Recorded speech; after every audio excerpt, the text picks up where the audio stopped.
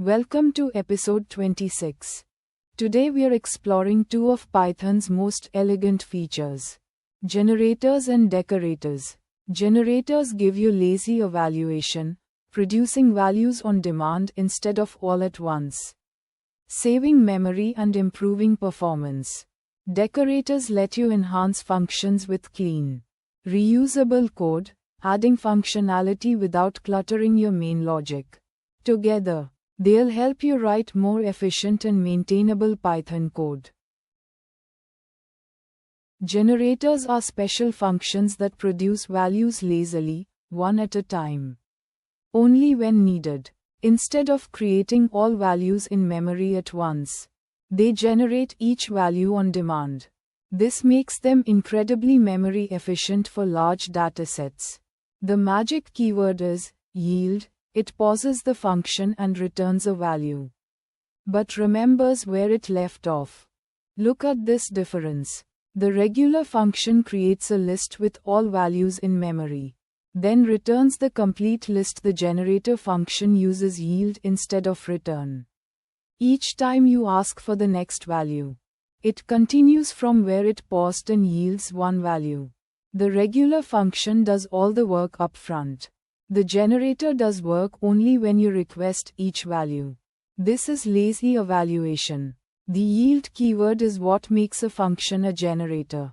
When Python sees yield, it knows this function will produce values lazily, pausing and resuming as needed. The biggest advantage of generators is memory efficiency. Let's see what happens when we need a million numbers. A regular function would create a list with all million numbers in memory. A generator creates just one number at a time, using constant memory regardless of size. Here's the dramatic difference. A list of a million integers uses about 40 megabytes of memory, all allocated upfront. The generator uses just 0.1 kilobytes, that's 400,000 times less memory. The generator creates each number only when you ask for it, then discards it when you move to the next. This makes generators perfect for processing large datasets that might not fit in memory. Generators are iterators, which means you can manually control them with the next function. Each call to next gets the next yielded value. When the generator is exhausted, it raises a stop iteration exception. Usually, for loops handle this automatically. But understanding next helps you see how generators really work under the hood. Here's how manual iteration works. We create a generator that counts up to a maximum. Each call to next advances the generator and returns the next yielded value. When we've yielded all values, the next call raises stop iteration. For loops automatically catch this exception and stop iterating. This is why for loops work seamlessly with generators. Let's trace through the execution step by step. First, we create the generator object. No code runs yet. First next call starts execution and returns 1. Second next resumes and yields 2. Third next yields 3. Fourth next finds no more yields and raises stop iteration. This pause and resume behavior is what makes generators so powerful. Just like list comprehensions, Python has generator expressions. They use the same syntax as list comprehensions, but with parentheses instead of square brackets. Generator expressions create generators inline, perfect for one-time use cases where you don't need a full function. The syntax is almost identical. Square brackets create a list comprehension that builds the entire list in memory.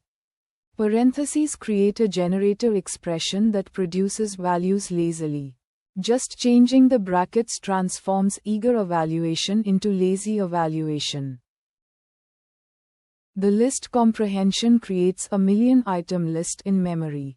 The generator expression creates a lightweight generator object. We can use generator expressions directly in functions like sum, no need to store intermediate values. We can find specific values efficiently using next with the generator expression. We can even chain generators, create one generator from another, building processing pipelines that handle data step by step without storing intermediate results. Now let's switch gears to decorators. Decorators are a powerful way to modify or enhance functions without changing their core code. Think of decorators as wrappers that add functionality, like adding logging, timing, authentication, or caching to existing functions. They keep your code clean by separating concerns. Your main function focuses on its job, while decorators handle the extras. Think of decorators as gift wrapping. You have your original function that does its job perfectly. The decorator wraps it with additional functionality like logging, timing, or authentication. The original function stays unchanged inside, the decorator just adds layers of functionality around it. When someone calls your function, they get all the enhanced features automatically.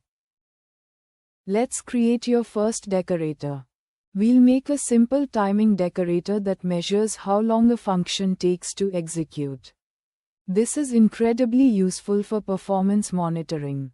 First, we define a decorator function that takes another function as parameter. Inside, we define a wrapper function that adds our timing logic, record start time. Call the original function, record end time, and print the duration. The wrapper returns the original function's result unchanged. The @ symbol applies the decorator. It's syntactic sugar that's much cleaner than manual wrapping. Now when we call our decorated functions, they automatically print their execution time. The timing happens transparently. Our functions don't need to know they're being timed. Let's understand what the @ symbol really does. It's just syntactic sugar that makes decorator application cleaner and more readable. The @ syntax is just a cleaner way to write the manual approach. When Python sees it timing underscore decorator above a function, it automatically calls timing underscore decorator with that function and replaces the original function with. The result, both approaches create the exact same enhanced function. Python automatically transforms the @ syntax into the manual approach behind the scenes. The @ symbol is pure convenience. It makes decorators easy to apply and understand. You can apply multiple decorators to a single function. They stack like layers, with each decorator wrapping the previous one. The order matters. Decorators are applied from bottom to top. We have 3 decorators. Bold adds double asterisk, and italic adds single asterisk.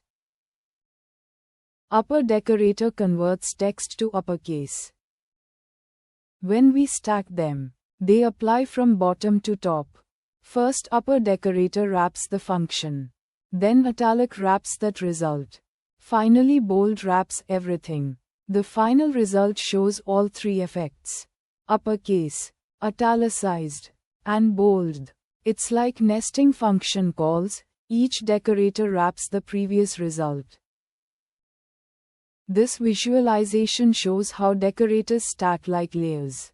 Each decorator adds another wrapper around the previous function. The original function is at the center, surrounded by layers of enhancement. Let's see real-world decorators you'll actually use. These examples show how decorators solve common programming problems elegantly. The caching decorator stores function results and returns cached values for repeated calls. This can make recursive functions like Fibonacci dramatically faster. The retry decorator automatically retries failed operations, perfect for network calls or file operations that might fail temporarily. The authentication decorator checks user permissions before allowing function execution, great for protecting sensitive operations. Notice how each decorator handles a cross-cutting concern that applies to multiple functions. Sometimes you want to configure your decorators with parameters. This requires a decorator factory, a function that takes parameters and returns a decorator. Parameterized decorators use 3 levels of functions.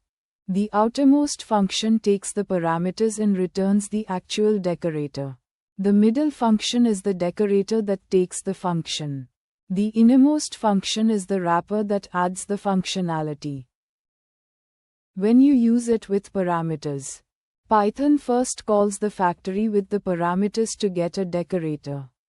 Then applies that decorator to your function. It's like customizing the decorator before using it. The decorated functions now repeat their execution the specified number of times automatically. Remember the 3 levels. The factory creates customized decorators. The decorator wraps functions, and the wrapper does the actual enhanced functionality. Each level has a specific purpose. Let's cover best practices for both generators and decorators. These guidelines will help you use these powerful features effectively while keeping your code readable and maintainable. For generators, use them when processing large datasets that might not fit in memory. Prefer simple generator expressions over full generator functions when possible. Use descriptive names and document when a function returns a generator. For decorators, use Finc tools, wraps to preserve metadata. Keep each decorator focused on a single responsibility. Use flexible parameter handling and be aware of performance overhead. Always document what each decorator does. Let's see generators and decorators working together. We'll build a decorator that logs every value yielded by a generator, perfect for debugging data. Processing pipelines. Our log_generator decorator is specifically designed for generator functions.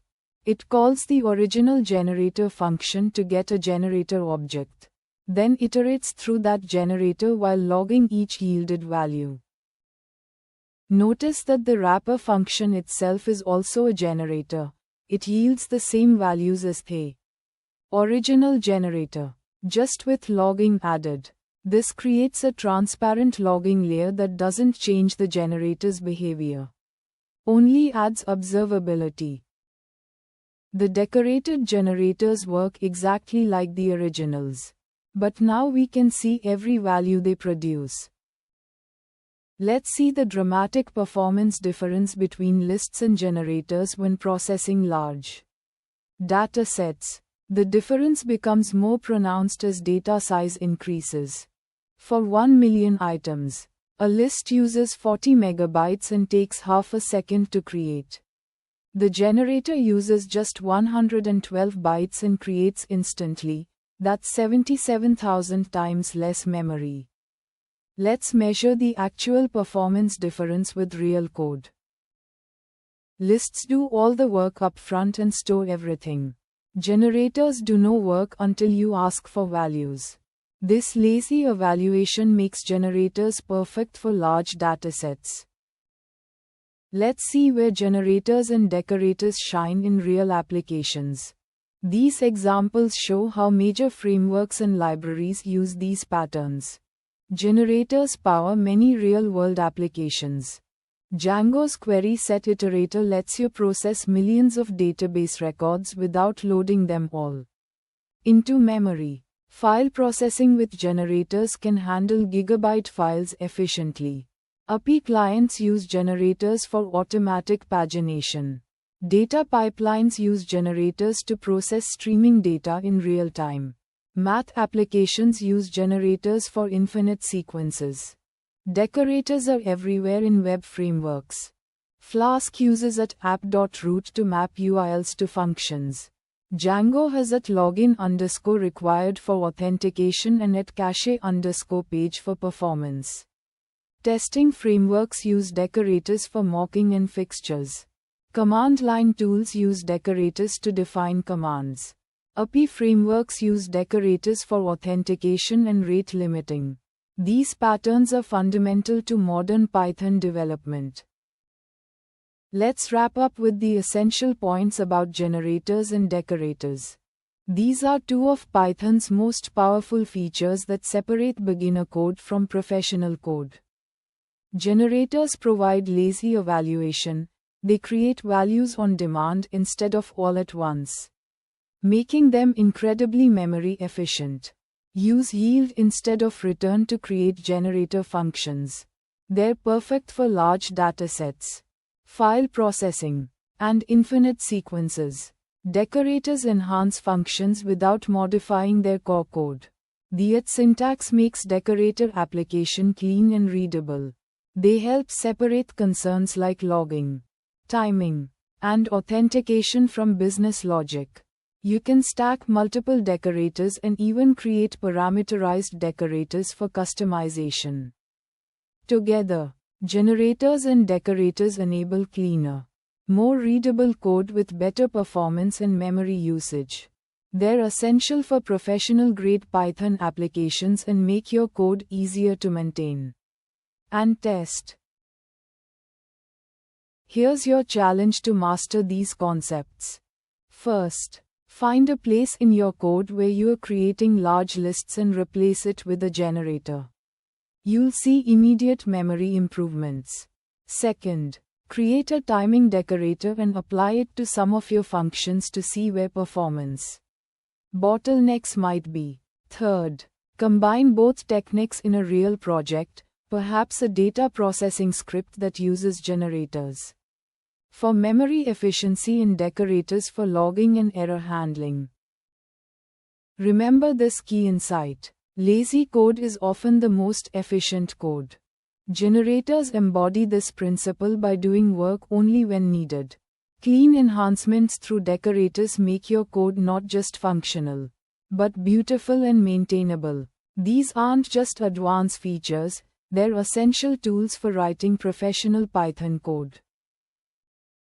Yield plus decorators equals efficient and elegant Python. These features represent the language's philosophy. Code should be not just functional, but readable, efficient, and beautiful. Start using generators and decorators today, and watch your Python code transform from good to exceptional. Thank you for joining this deep dive into generators and decorators. Keep practicing these concepts, and you'll soon be writing Python code that's both powerful and elegant. Happy coding!